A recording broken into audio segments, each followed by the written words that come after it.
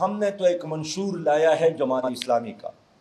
اس میں پہلا کام یہی ہے کہ اللہ تعالیٰ نے موقع دیا تو ہم سودی نظام کو ختم کریں گے۔ اور میں تمام جماعتوں سے بھی یہی اپیل کر رہا ہوں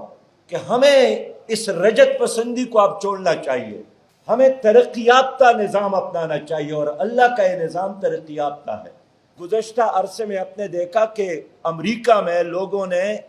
ٹرکوں میں گوبر ڈال کر ورلڈ بینک کے دفتر کے سامنے ڈھیر کیا تھا کہ آپ کا یہ نظام اس گوبر کی طرح ہے۔ اب وہ اس نظام کو چھوڑ رہے ہیں،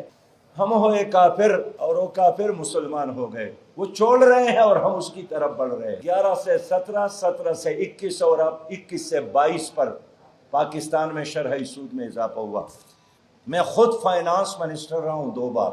اور جب میں نے بیوروکریسی کے ساتھ پہلا اجلاس کیا کہ ہم نے سودی نظام کو ختم کرنا ہے، تو انہوں نے کہا کہ کیا آپ